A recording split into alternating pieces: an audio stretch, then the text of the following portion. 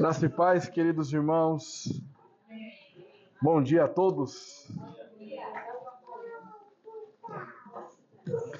Que alegria é estar com os irmãos.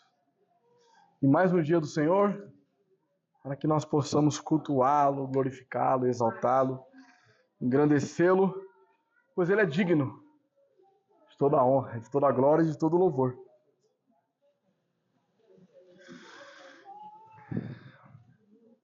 Nós estamos na série O Ciclo de Juízes e a esperança do Rei Perfeito.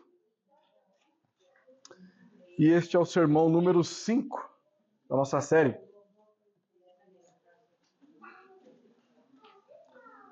Título do sermão nesta manhã: a infidelidade de Israel e a fidelidade de Deus. Juízes, capítulo 3, versículos 1 ao 11.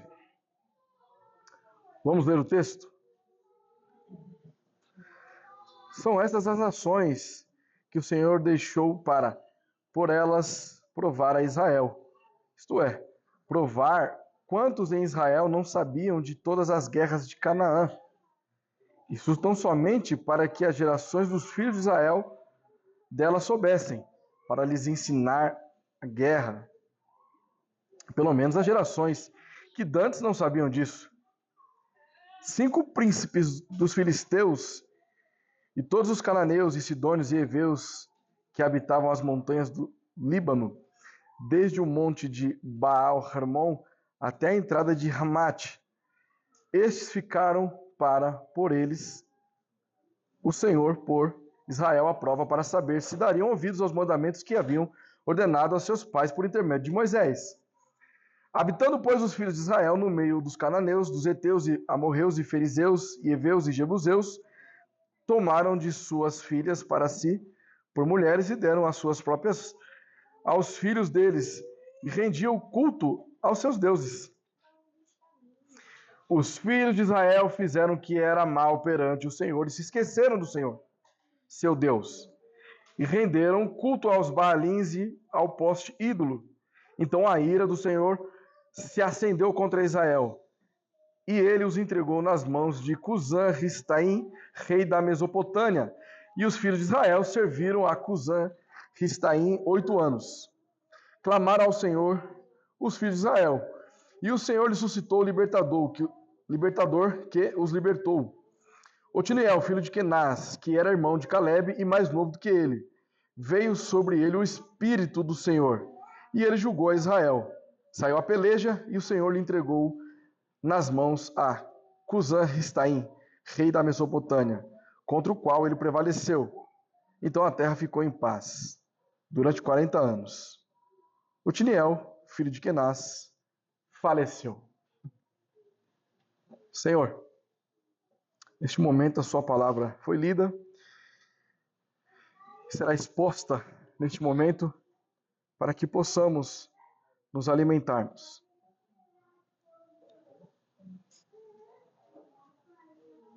Que o Senhor venha nos confrontar nesta manhã. Nós reconhecemos a tua fidelidade porque o Senhor é bom e a sua misericórdia dura para sempre. E é a razão de nós não sermos consumidos. Por isso, fortaleça a tua igreja e santifique o teu povo para a tua glória, em nome de Jesus. Amém.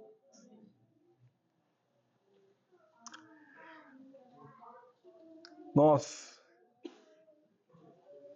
principalmente geração 90 para trás, quando vamos lembrar da nossa infância, parece esse ciclo que ocorre em Israel, não é verdade? Eu, por exemplo, eu fui muito arteiro. E muitas vezes,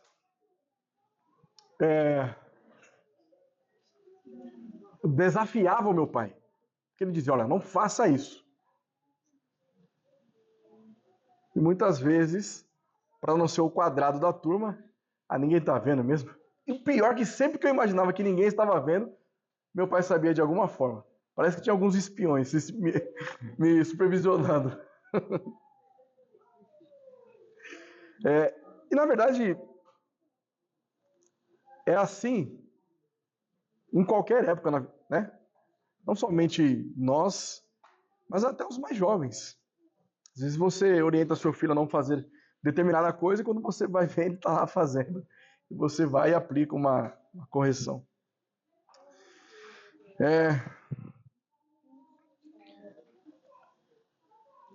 O padrão da experiência de Israel durante o período pré-monárquico era o seguinte: eles pecavam contra Deus porque eles cometiam aquilo que nós definimos na semana passada como apostasia. Eles saíam da ortodoxia de Israel e começavam a adorar outros deuses. Então, havia forte opressão sobre Israel. Eles começavam a gemer, ou seja, clamavam a Deus para que Deus os libertasse. E então, Deus suscitava ali libertadores para julgar Israel. E assim libertava da opressão que o próprio Israel se colocava, não é verdade? Já o padrão de reação de Yahvé durante o período pré-monárquico era: então, a partir do momento que havia uma apostasia, imediatamente ocorria a ira do Senhor, que nós definimos também que é uma ira santa, ok? E a partir do momento que ocorre a opressão, é porque Israel estava sendo castigado por Deus. Então a reação de Deus é não impedir que as nações vizinhas oprimisse o seu próprio povo. Eles clamavam a Deus e imediatamente a ação deste Deus, que é imutável, é uma ação bondosa e misericordiosa. Porque era completamente justo Deus não fazer simplesmente nada e deixar que todos eles padecessem nas mãos dos seus opressores. Mas ele não faz isso. Levanta juiz para libertar Israel. E por fim, Deus libertava o seu povo utilizando um juiz. Então, sempre que nós observarmos um juiz libertando Israel, na verdade, é Deus usando aquele juiz para libertar o seu povo. De modo que o crédito, a honra, a glória seja dada exclusivamente a Deus. O nosso texto está dividido em duas partes. Então, dos versículos 1 ao 8, trataremos sobre a infidelidade de Israel. Nós temos aqui dois subpontos: testada por Deus e confirmada por Deus. Essa primeira parte, ela tem dois pontos de vista. Você poderia colocar também assim: a fidelidade de Israel, testada por Deus e reprovada por Deus, que, consequentemente, seria a infidelidade de Israel demonstrada para nós. Ok? No segundo ponto, que é dos versículos 9 ao 11, nós vamos tratar sobre a fidelidade de Deus, que é demonstrada na sua bondade e é demonstrada na sua misericórdia. Ok? Então são esses pontos e subpontos que trataremos nesta manhã. Nossa palavrinha-chave para os nossos pequeninos: fidelidade. Esta é a palavrinha que os pequenos devem pesquisar com o papai e a mamãe. E a afirmação teológica: Apesar da infidelidade do seu povo, Deus, por ser imutável, demonstra sua bondade e misericórdia. Nós somos as maiores testemunhas desta afirmação teológica. Constantemente demonstramos infidelidade a Deus, mas Ele age com bondade e com misericórdia. Amém? Vamos ao primeiro ponto.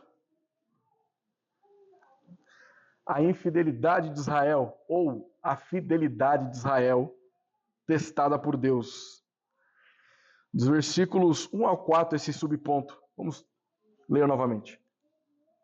São estas nações que o Senhor deixou para, por elas, provar a Israel. Isto é, provar quantos em Israel não sabiam de todas as guerras de Canaã. Isso tão somente para que as gerações dos filhos de Israel delas soubessem, para lhes ensinar a guerra, pelo menos as gerações que antes não sabiam disso. 5 príncipes dos filisteus e todos os cananeus e sidônios e heveus que habitavam as montanhas do Líbano, desde o monte de Baal-Hermon até a entrada de Ramate. Esses ficaram para por eles o Senhor, por Israel à prova, para saber se dariam ouvidos aos mandamentos que haviam ordenado a seus pais por intermédio de Moisés. A infidelidade de Israel, ela é testada por Deus, ou seja, Deus exige, ou melhor, Deus deixa algumas nações para testar a fidelidade de Israel e ensinar-lhes a guerra. Isso mostra que Deus é um Deus que testa a fé do seu povo. Agora, é interessante que o narrador, ele lista as nações que o Senhor deixou aqui na terra. Por que Deus permite que essas nações fiquem lá? Ele não havia dito para que essas nações fossem expulsas? Mas ainda assim, o povo de Israel desobedece a Deus e começa a flertar com estas nações. Mas Deus não faz, ele não usa da sua justiça para expulsar ali este povo com suas fortes e poderosas mãos, permitindo que eles ficassem ali associados ao seu povo. Então, na verdade, Deus está permitindo o que Israel havia feito. A responsabilidade aqui é do próprio Israel. Havia uma ordem, Deus iria capacitar Israel, Israel simplesmente deveria expulsar o povo. Mas ele não fez isso. Agora, por que Deus permite? Porque aqui existe um propósito. Na verdade, tudo que Deus executa há um propósito. Nada que Deus executa é aleatório. Sempre tem um propósito estabelecido pelo seu decreto. E o propósito aqui é uma pedagogia divina. Ou seja, ensinar Israel a depender dele. Então ele começa a testar o seu povo para que o povo possa entender que eles são totalmente dependentes de Deus. Veja esta nota que eu deixei aqui de um comentarista do Antigo Testamento chamado Daniel Bloch. Ele diz o seguinte: a presença contínua dos cananeus representa um teste para verificar se eles aceitarão ou não Yahvé como seu soberano e suas responsabilidades no cumprimento de seu propósito, em conformidade com pronunciamentos anteriores. E para nós dar continuidade aqui nessa citação de Daniel Bloch, vamos novamente lá em Deuteronômio, capítulo 7, que é o nosso pano de fundo.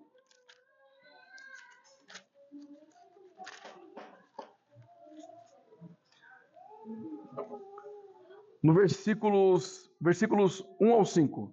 Quando o Senhor teu Deus te introduzir na terra a qual passas a possuir, e tiver lançado muitas nações de diante de ti, os heteus, e os gigazeus, e os amorreus, e os cananeus, e os ferezeus, e os heveus, e os jebuseus, 7 nações mais numerosas e mais poderosas do que tu, e o Senhor teu Deus as tiver dado diante de ti para as ferir, totalmente as destruirás. Não farás com elas aliança, nem terás piedade delas, nem contrairás matrimônio com os filhos dessas nações. Não darás as tuas filhas e os seus filhos, nem tomarás as suas filhas para teus filhos, pois elas fariam desviar teus filhos de mim, para que servisse a outros deuses, e a ira do Senhor se acenderia contra vós outros, e depressa vos destruiria. Porém, assim lhes fareis: derribareis os seus altares, quebrareis as suas colunas, cortareis os seus postes ídolos, e queimareis as suas imagens de escultura. Tudo que Israel não fez, na verdade, né? Então vamos retornar lá. Em conformidade com pronunciamentos anteriores, que foi o que nós acabamos de ler. Yahvé não fará por Israel o que eles não estão dispostos a fazer por eles mesmos. Foi o que eu acabei de explicar. Por que Deus não faz absolutamente nada? Porque, na verdade, quem deveria ter feito era o próprio Israel, capacitado por Deus. Não é verdade? As nações cananeias representam não apenas um desafio para ele e o seu programa histórico, mas também permanece como teste, comprovando se Israel aceitará ou não a sua condição como seu povo pactual, com todos os privilégios e obrigações a ela vinculados. Essa geração precisa aprender que eles foram chamados para uma guerra santa, que Yahvé é o comandante supremo e que o inimigo deve ser totalmente exterminado. Basicamente, um resumão dos versículos que nós acabamos de ler aqui em Juízes de 1 a 4. E o texto também diz no versículo 3 sobre estes 5 governantes, certo? Ou 5 príncipes. Esses 5 príncipes, eles eram dos filisteus. Este grupo ocupou a planície costeira e a Cefelá na região de Canaã. Com o passar do tempo, 5 importantes cidades ou estados emergiram: Gaza, Ascalon, Asdod, Gat e Ecrom.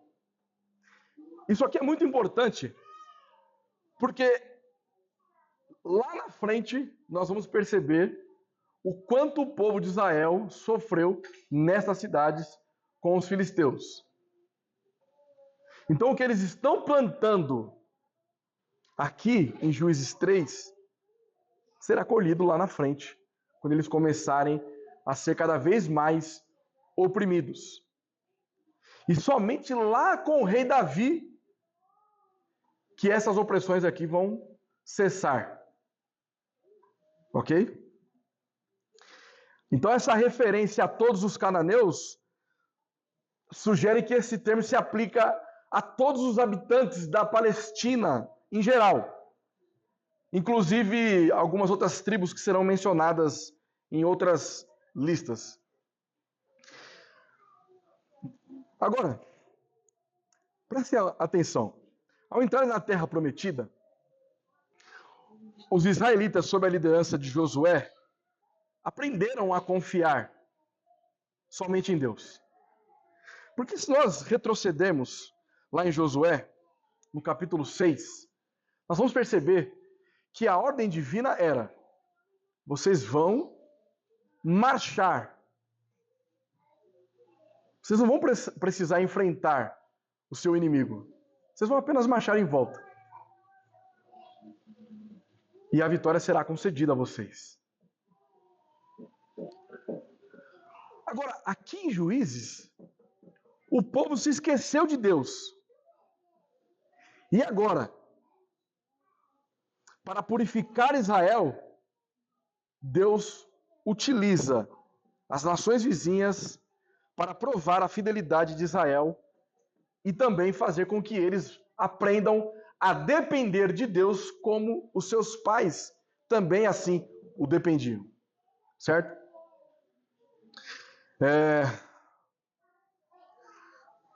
No versículo 4, a aprovação ela diz respeito a Israel para dar-lhe um instrumento objetivo que lhes revelaria a extensão da sua fidelidade e a justiça de Deus. Qual a pergunta que eles precisavam responder? Obedeceremos nós aos mandamentos do Senhor? Essa era a pergunta que eles precisavam responder. Porque essa pergunta ela não pressupõe simplesmente a existência histórica de Moisés. Esse não é o ponto. Mas sim a familiaridade com que eles tinham quanto à revelação que Deus havia concedido a Moisés. Qual a familiaridade que eles tinham? Eles tinham conhecimento da lei do Senhor? Para que eles se mantessem fiéis ao Senhor, eles deveriam ter conhecimento do texto sagrado. Mas eles tinham este conhecimento? Porque o texto diz que eles haviam se esquecido do Senhor.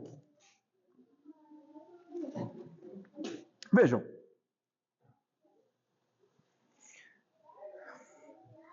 O que está acontecendo é que Deus, onisciente, onipresente, tem o controle de todas as coisas. E ele sabia sobre a infidelidade de Israel. Mas ele ainda o testa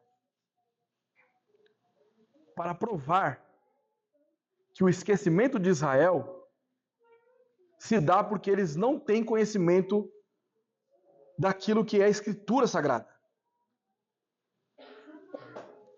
Eles sabiam que Moisés existia, mas eles não sabiam o que Moisés havia ensinado. Por uma questão lógica, a partir do momento que eu tenho conhecimento daquilo que é sagrado, quanto mais eu irei me aproximar de Deus. Por que as pessoas, em nossos dias, desconhecem a Deus e criam ídolos para si mesmos? Porque elas desconhecem a Escritura. Porque elas acreditam que a letra mata. Que se você estudar demais a Escritura, você vai morrer.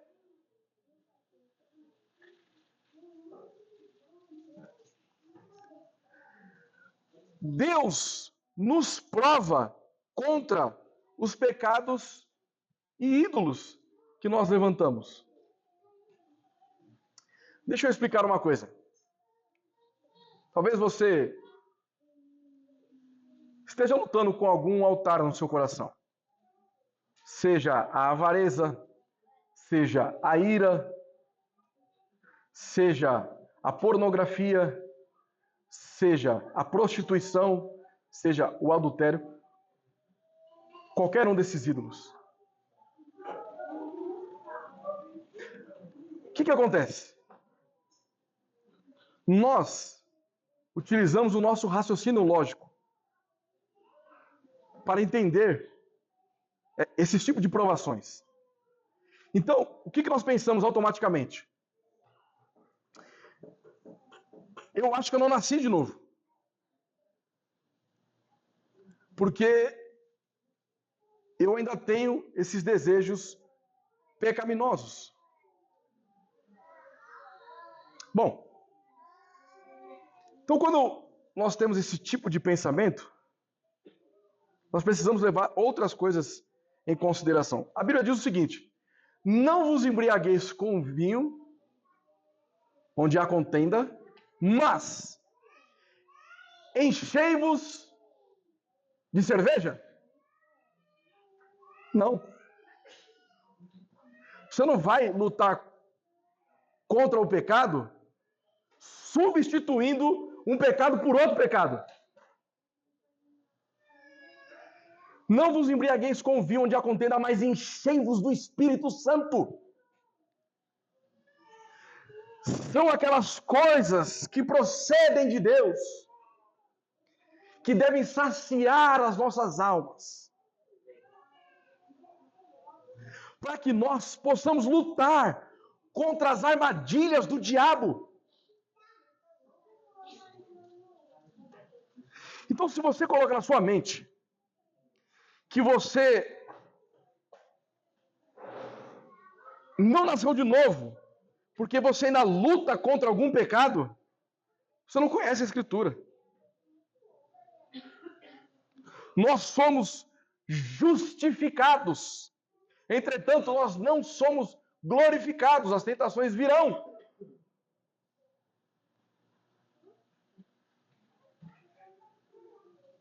As coisas não são da forma como nós gostaríamos que fosse. Por isso que o apóstolo Paulo, ao orar, ele dizia o seguinte: por 3 vezes eu orei ao Senhor, por muitas vezes, para que ele tirasse o espinho da minha carne. E o que Deus disse para ele?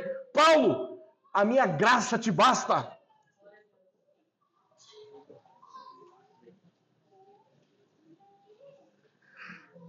Deus, ele está provando você em vários contextos da sua vida para que você seja purificado, fortalecido.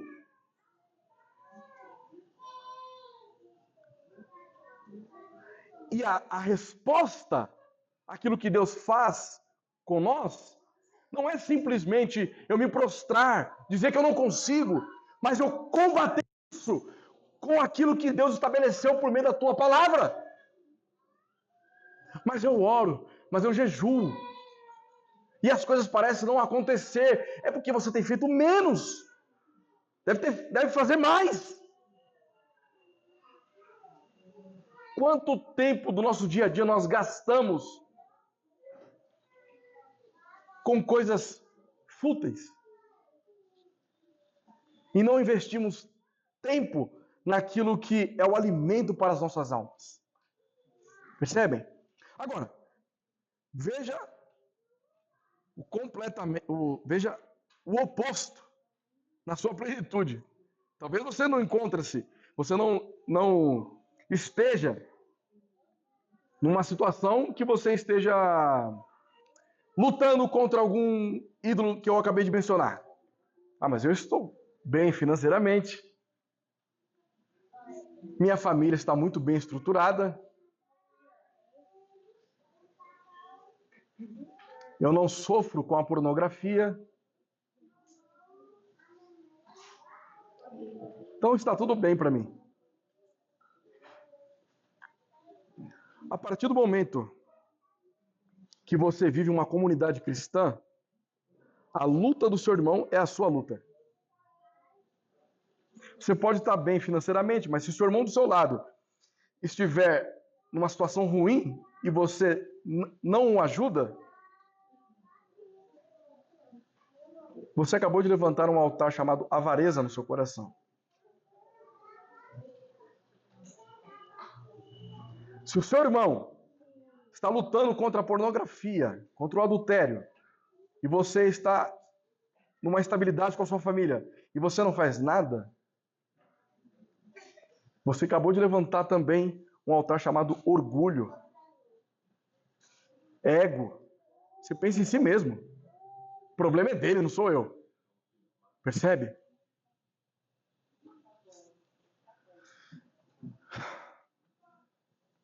Vamos lá, que é só o começo. Então, a infidelidade de Israel, ela é confirmada por Deus. Ou poderia ser, a fidelidade de Israel é reprovada por Deus. Nos versículos 5 ao 8. Diz o seguinte: habitando, pois, os filhos de Israel no meio dos cananeus, dos heteus, e amorreus, e ferezeus, e aveus, e jebuseus, tomaram de suas filhas para si por mulheres e deram as suas próprias aos filhos deles, e rendiam culto a seus deuses.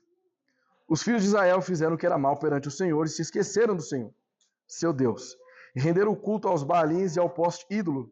Então a ira do Senhor se acendeu contra Israel, e ele os entregou nas mãos de Cusã-Ristaim, rei da Mesopotâmia. E os filhos de Israel serviram a Cusã-Ristaim 8 anos. De que forma que a fidelidade de Israel foi reprovada por Deus e a sua infidelidade foi confirmada? Israel não obedece aos mandamentos de Deus e se misturam com as nações pagãs, levando à idolatria e à desobediência. A reprovação atesta a infidelidade de Israel e, portanto, sofrerá com as sanções do pacto. A confirmação quanto à infidelidade de Israel é atestada por meio de 3 acusações que o texto nos apresenta. Primeira, os descendentes de Israel se estabeleceram no meio da população nativa. Deuteronômio capítulo 7, versículo 1. Quando o Senhor teu Deus te introduzir na terra a qual passas a possuir, e tiver lançado muitas nações de diante de ti, os heteus, os gigazeus, e os amorreus, e os cananeus, e os ferezeus, e os heveus, e os jebuseus, 7 nações mais numerosas e mais poderosas do que tu, o Senhor teu Deus as tiver dado diante de ti para as ferir, totalmente as destruirás. Não farás com ela aliança, nem terás piedade delas. Então, ao invés de eles expulsarem aquelas nações que estavam ali, eles se misturam. Qual a consequência lógica dessa mistura do povo de Israel com essas nações vizinhas? Automaticamente haveria aquilo que nós chamamos de miscigenação racial. Porque aqui em Juízes, no capítulo 3, nos versículos 5 e 6, diz: habitando, pois, os filhos de Israel no meio dos cananeus, dos heteus, e amorreus, e ferezeus, e heveus, e jebuseus, tomaram de suas filhas para si, por mulheres, e deram as suas próprias aos filhos deles. Eles não apenas permitiram que eles vivessem com Israel, mas agora eles estão se tornando um único povo. Vejam só o que significa você dar a sua filha ou tomar a filha de alguém para si como sua esposa. Vejam comigo lá em Gênesis, capítulo 34, versículo 16.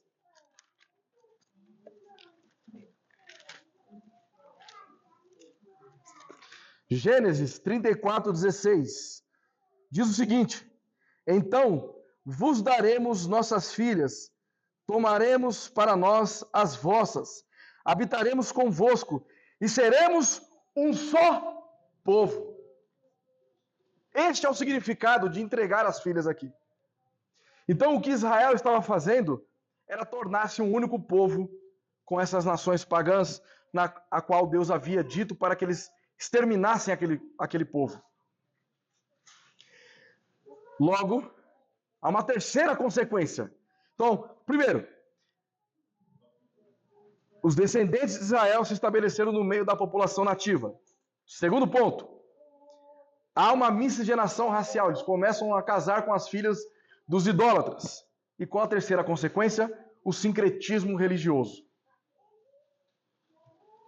Ou seja, existe uma violação ao primeiro mandamento. Dê uma olhadinha no nosso boletim, na primeira página aí. Êxodo, capítulo 20, versículo 3. Não terás outros deuses diante de mim.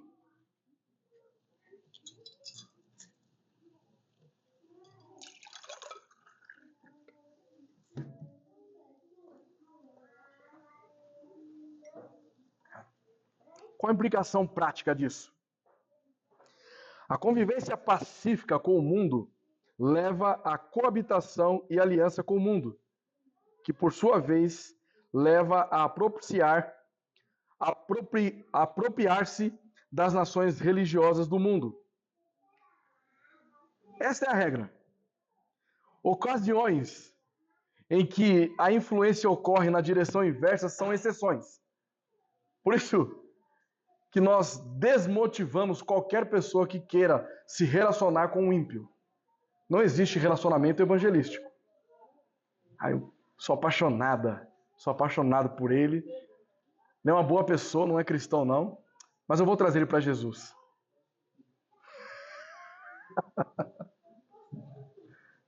Não existe isso.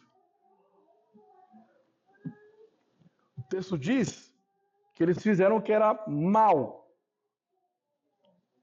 aos olhos de Deus. Nós definimos isso na semana passada, que fazer o que é mal perante ao Senhor é amar e servir aos ídolos, deuses pífios e deuses inexistentes. Ou seja, eles serviram aos Baalins, abandonaram Yahvé, se apostatando da fé, buscaram outros deuses e os adoraram, cometendo então idolatria. Ok? Eles esqueceram do Senhor. Aqui, a expressão esqueceram-se do Senhor, ela tem um significado espiritual. Ou seja, eles desconsideraram aos mandamentos de Deus. Eles não levaram em conta suas promessas e sanções. É como se o pacto não existisse para eles. Em vez de levarem Yahvé em conta ou dar importância a ele, eles serviram aos Baalins e às Aserás. Que nós sabemos que, na verdade, Baalins e Aserás são variações de mesmo deuses. Os israelitas haviam trocado a verdadeira adoração ao Deus vivo por adorações frívolas, superficiais, a falsos deuses criados por uma imaginação humana depravada. Percebem?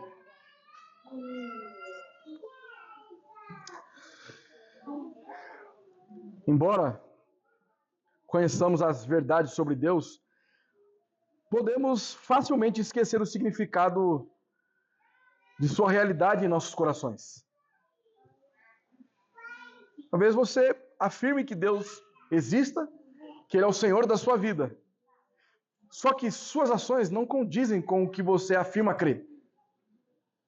Há um esquecimento da palavra de Deus em nossos corações.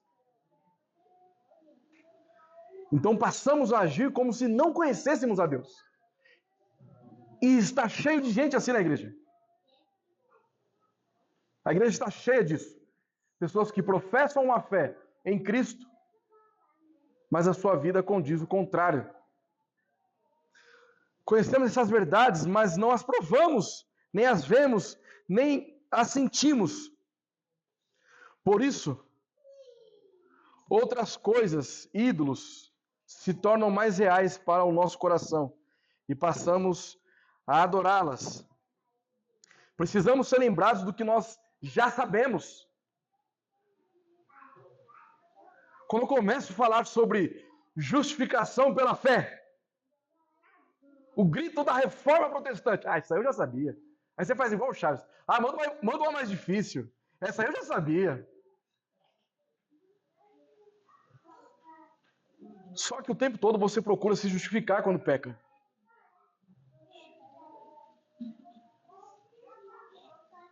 Você justifica para si mesmo. Não, vou fazer porque... você sabe, né, Deus?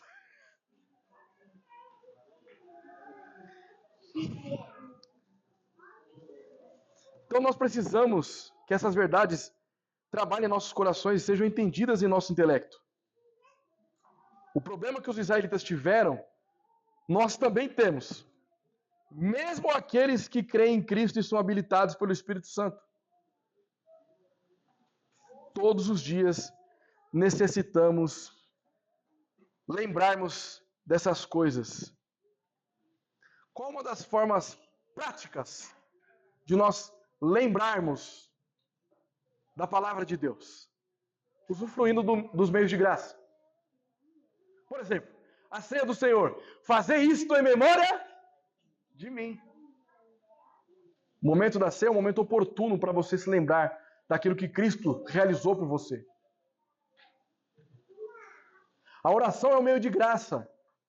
Você não deve passar um dia sequer sem dobrar os seus joelhos, sem orar, com o coração, com entendimento. Não é aquela oração, Senhor, obrigado por esse dia maravilhoso, Deus abençoe, Deus te amo. Antes de dormir. Ainda você fala, Deus te abençoe, Deus. E acha que está tudo bem.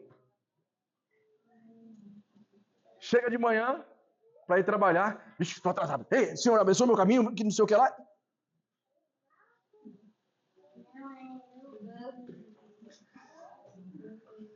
estudo bíblico, comunhão com os irmãos. Nós estamos aqui hoje, como igreja, é uma excelente oportunidade para nós lembrarmos de quem Deus é para nós. Faça uma reflexão do momento da sua conversão para trás. Quem era você?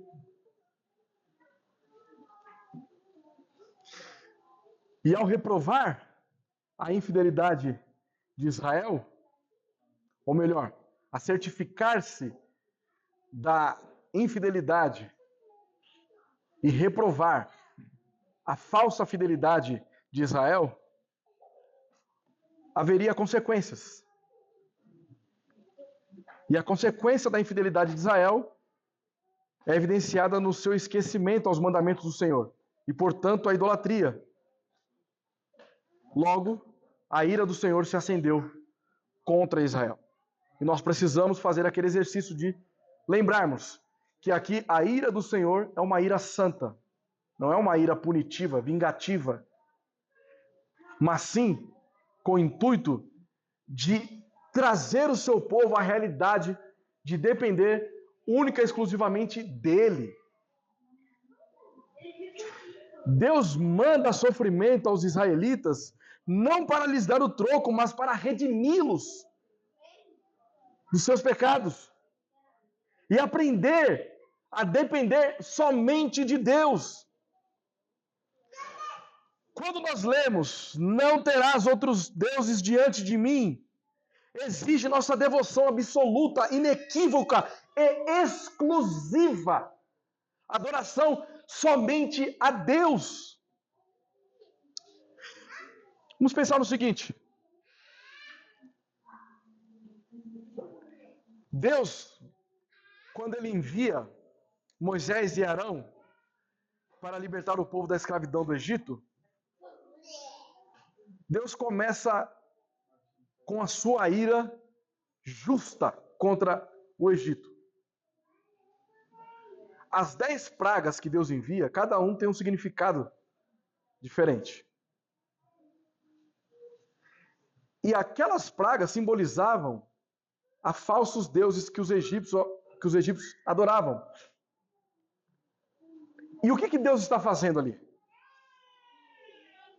Deus está destruindo cada falso deus que se levanta, para mostrar a Israel, que naquela altura também não sabia mais quem era Deus, que ele é o único e que deve ser adorado, que ele é o mais poderoso do que esses falsos deuses, porque ele é onipotente, dele emana todo o poder. Ele é o ser supremo de todas as coisas. Assim também, quando nós estávamos na escravidão do pecado, Deus Pai envia o teu Filho para sofrer por amor à sua igreja, mostrando que a salvação não se compra com os nossos esforços, mas a salvação foi comprada pelo sangue de Cristo. Por isso que a nossa salvação depende única e exclusivamente de Cristo Jesus. Vejam lá em 1 Coríntios agora comigo, capítulo 11.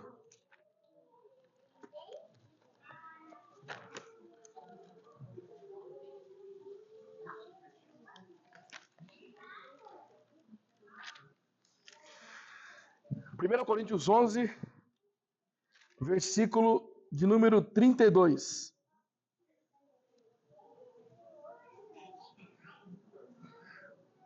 Mas quando julgados, somos disciplinados pelo Senhor, para não sermos condenados com o mundo. O Senhor disciplina o seu povo. E muitas vezes, esta disciplina que Deus envia para o seu povo é uma disciplina que nos causa sofrimento, dor.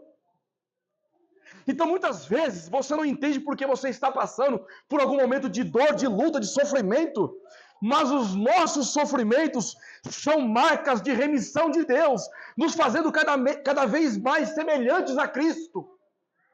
Porque Ele é o padrão de sofrimento perfeito.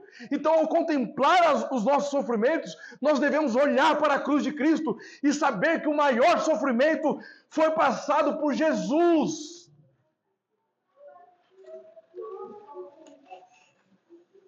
Nada na nossa vida é em vão. Se somos provados é porque Ele nos ama. E se estamos sofrendo, isso evidencia que nós nascemos de novo. E estamos cada vez mais nos tornando a imagem e semelhança de Cristo.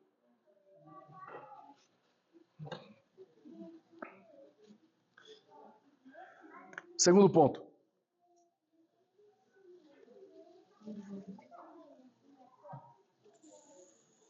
A fidelidade de Deus. Este ponto é um pouquinho mais curto. Mas ainda tem um tempo para o nosso sermão. Fidelidade de Deus, versículos 9 a 11. Clamaram ao Senhor os filhos de Israel, e o Senhor lhe suscitou o libertador, que os libertou, Otiniel, filho de Kenaz, que era irmão de Caleb, e mais novo do que ele. Veio sobre ele o Espírito do Senhor, e ele julgou a Israel. Note uma coisa. Veio sobre ele o Espírito do Senhor, e ele julgou a Israel.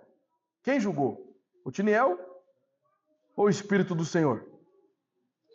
É o Espírito do Senhor utilizando Otiniel para julgar. Saiu a peleja, e o Senhor lhe entregou nas mãos a Cusã-Ristaim, rei da Mesopotâmia, contra o qual ele prevaleceu. Então a terra ficou em paz durante 40 anos. Otiniel, filho de Kenaz, faleceu. A fidelidade de Deus é demonstrada na sua bondade. Deus ouve o clamor do povo infiel e mostra a sua bondade e misericórdia. No versículo 9, clamaram ao Senhor os filhos de Israel. De acordo com o versículo 8, os israelitas estiveram subordinados a Cusã-Ristaim por 8 anos. Sua resposta a essa servidão é retratada nos termos mais breves possíveis. Eles clamaram. E este clamor não deve ser interpretado como uma súplica penitencial. É simplesmente um grito de dor, um grito de socorro. Eles estavam lá adorando outros deuses quando eles foram oprimidos pelo rei da Mesopotâmia. E os ídolos não faziam nada por eles.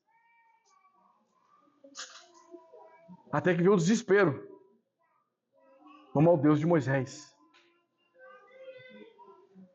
E eles clamam a Deus. Deus precisava fazer alguma coisa aqui? Não. Mas Deus é bondoso. Você mesmo, quando você ora, Deus não é obrigado a fazer nada por você. Mas Ele é bondoso. Deus ouviu o gemido do povo e lembrou-se de sua aliança com Abraão, Isaque e Jacó. Deixa eu enfatizar uma coisa. Quando nós utilizamos a expressão de que Deus lembrou-se ou esqueceu-se, alguma coisa assim do tipo, isso chama-se antropopatismo. Nome difícil, né? Antropopatismo, que é uma atribuição de sentimentos ou emoções humanas a Deus. Então não é que Deus havia se esquecido. E agora, olha, rapaz, olha, tinha esquecido, hein? Não é isso, não. É uma forma de nós compreendermos, porque nossa mente é limitada, não consegue entender os desígnios de Deus. Então Deus se lembra do quê? Da aliança que ele havia feito com Abraão, Isaque e Jacó. Nós vamos lembrar que a aliança abraâmica é a instituição do povo de Deus e do reino de Israel. Ele promete a terra, descendência e bênção. E aqui, nesse momento, o que está em vigor é a aliança mosaica, que tinha por finalidade a expansão da aliança abraâmica e administrar Israel por meio de uma teocracia. Por isso, então, que Deus se mantém fiel a si mesmo. Porque a aliança não é uma aliança que Abraão faz com Deus e Moisés faz com Deus. É Deus quem faz com Abraão e é Deus quem faz com Moisés. Então, Deus aqui, na nossa limitação, entendemos que ele se lembrou daquelas alianças que ele havia feito e agora ele demonstra a sua bondade para o seu povo. E a fidelidade de Deus também é demonstrada na sua misericórdia. Deus levanta um juiz, no caso aqui Otiniel, e liberta o seu povo mostrando a sua fidelidade e poder. Otiniel desempenha um papel paradigmático. Ele é um herói de Judá, o último no livro. De linhagem nobre, ainda que estrangeira, ele tem uma conexão ali com Caleb, já distinguida por sua coragem e valentia. Diz o texto que o Espírito do Senhor veio sobre ele, certo? No versículo 10. Qual a forma, como que o Espírito Santo, a terceira pessoa da Trindade, atua no Antigo Testamento? Porque nós sabemos que o Espírito Santo, hoje, ele habita em todos nós, todos os eleitos. E ele aplica a obra redentora de Cristo em nossas vidas e nos faz lembrar do que Cristo realizou. Então a finalidade do Espírito Santo é glorificar a Cristo. Vejam o que Daniel Bloch ele destaca sobre essa ação do Espírito Santo. Prestem bastante atenção. O Espírito Santo é o agente por cujo intermédio a vontade de Deus é exercida, seja ela na criação, seja em sua dispensação de vida, seja em sua orientação e cuidado providencial, seja na revelação da sua vontade, seja em sua renovação de corações não regenerados, seja no selamento de seu povo pactual como sendo povo dele. O Espírito de Deus não é um agente autoexistente operando de maneira independente, mas uma extensão da personalidade do Senhor. O terceiro membro da Trindade, por intermédio do qual Deus exerce influência sobre o mundo, no livro de Juízes, quando o Espírito do Senhor vem sobre indivíduos, ele sinaliza a presença e o poder surpreendentes de Deus, muitas vezes de indivíduos que não são qualificados para servi-lo ou não estão dispostos a fazê-lo. No caso em questão, a presença capacitadora do Espírito de Deus transforma este oficial, Otiniel, israelita, secundário, de Debir, no governante, juiz de Israel e no conquistador de um inimigo de renome mundial.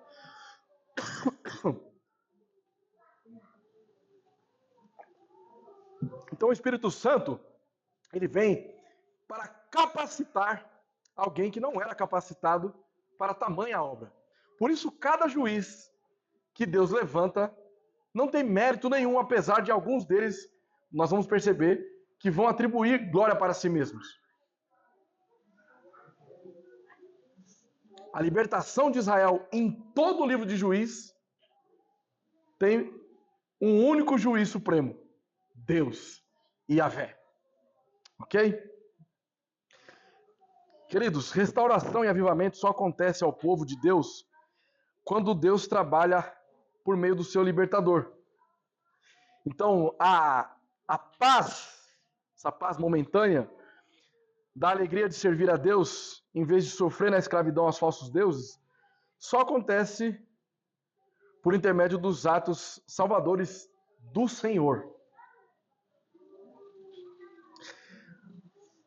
O episódio não termina em paz.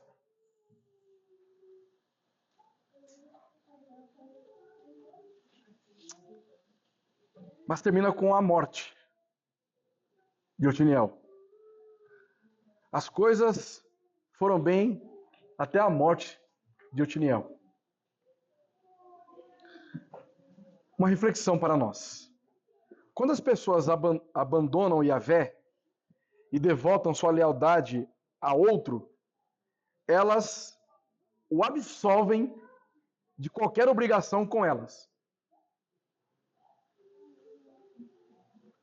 Na verdade, elas tornam Yahvé seu inimigo e podem contar com seu juízo. Era isso que Israel merecia. O juízo de Deus. Sobretudo, o libertador da igreja, a aliança que ele estabeleceu com nós é uma aliança incondicional, que não depende dos nossos esforços, mas depende daquilo que ele realizou por nós na cruz. E por isso nós temos total segurança em estar aliançados com Cristo. Vamos às nossas aplicações. Aplicações finais, no caso, né? O primeiro mandamento é preeminente. O que isso significa? Se não lhe obedecemos, é impossível obedecermos a qualquer um dos outros 9. O primeiro mandamento é: não terás outros deuses diante de mim. Se você não obedecer ao primeiro mandamento, você não consegue cumprir nenhum outro.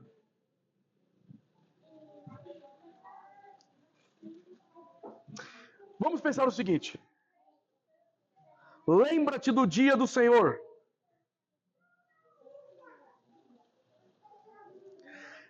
É impossível você guardar o dia do Senhor sem que você destrua os seus outros ídolos.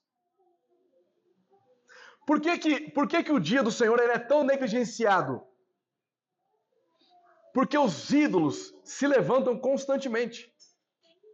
Então, muitas vezes, o que você está idolatrando é a sua preguiça. Muitas vezes, é o seu precioso descanso. É a visita que você marcou no dia do Senhor. É os seus compromissos secundários em relação ao seu compromisso primário com Deus. Percebem que se nós não tiver Deus com exclusiva adoração de nossas vidas, nós não conseguimos observar os mandamentos. Honra teu pai e tua mãe. Muitas vezes, se você não consegue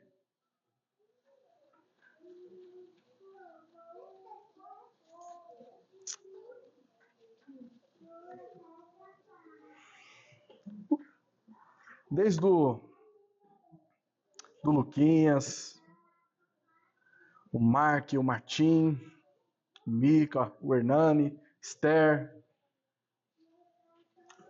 Por que não conseguem honrar a Deus? Porque são desobedientes aos pais. E ídolos precisam ser destruídos. Muitas vezes é o videogame. Você está tão focado nos seus próprios prazeres que você não dá importância para o que seus pais falam. São os amigos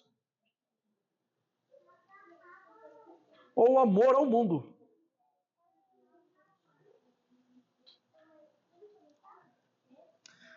Por exemplo, o mandamento não matarás, que nós traduzimos como não assassinarás.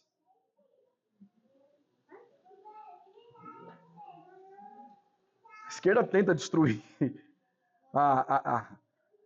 essa lei moral do Senhor. Não, você não pode ser... Você tem que dar outra face. Não é assim que Jesus fez? É. Mas tem que analisar o contexto também, né? Se entrar na minha casa, meu irmão, para mexer com a minha esposa ou meus filhos, é no meio do zóio.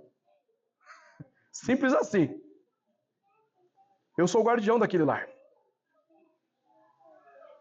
Como eu não tenho arma, então é para a base da porrada mesmo, né? Mas, por que todo criminoso, todo assassino, ele é um transgressor da lei de Deus? Porque ele está decidindo quem vive e quem morre. Todo integrante de facção criminosa é o inimigo da cruz de Cristo. Todas as pessoas que procuram matar alguém por alguma desavença, num bar, em qualquer lugar, é uma pessoa egoísta, que não conhece a Deus, e por isso ela transgride a lei de Deus. Não adulterarás.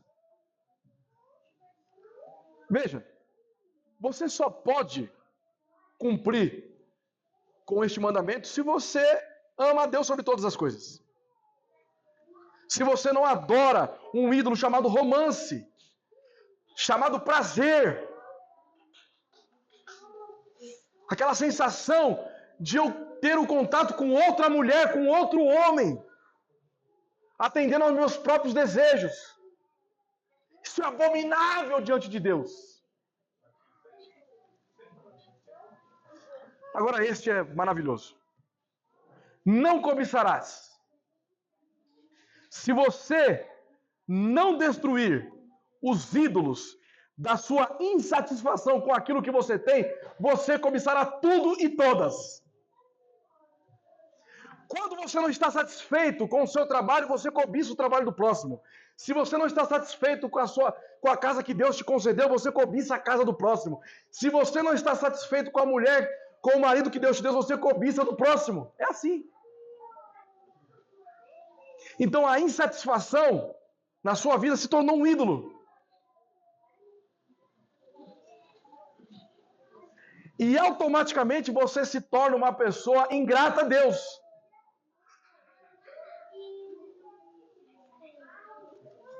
Não ter outros deuses é o eixo no qual gira toda a nossa obediência. Isso porque o mandamento contra a idolatria é, na realidade, um mandamento para amar, para dedicar todo o nosso afeto a Deus. Agora, queridos, isso é recorrente por toda a Escritura.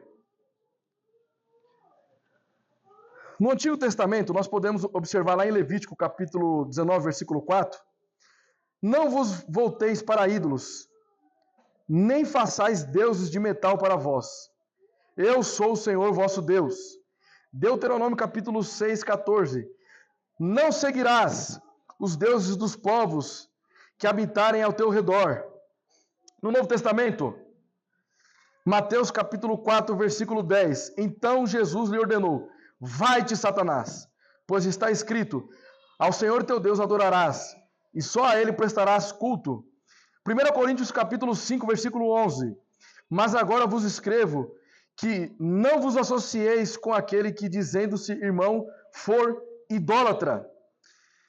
1 Coríntios capítulo 6, versículos 9 e 10. Não vos enganeis, nem imorais, nem idólatras herdarão o reino de Deus. 1 Coríntios capítulo 10, versículo 14.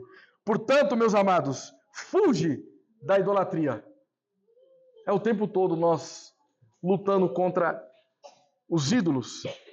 Então, queridos, a lei nos ajuda como guia para que nós, a partir da lei moral, possamos utilizá-la como o padrão de nossas vidas. Ela nos torna humildes e acaba com a nossa justiça própria, porque ao olhar para os 10 mandamentos, você percebe que você é impossível de cumprir. Ela nos torna gratos por Cristo, porque apesar da nossa incapacidade de cumprir a lei moral, Cristo, na sua vida perfeita, cumpriu toda a lei. E todos aqueles que estão em Cristo, é como se eles cumprissem a lei também, por causa dos méritos de Cristo, porque nós fomos aliançados em Cristo. E ao contemplar a lei moral, nós então passamos a obedecê-la, não para que possamos ser salvos, mas por gratidão a Deus. Todo pecado, toda idolatria em nosso coração nasce da falta de amor e de gratidão e na confiança depositada em coisas indevidas. Portanto, meus queridos irmãos, que nós possamos adorar ao único e vivo Deus de Israel, ao Deus Pai, Filho e Espírito Santo. Amém.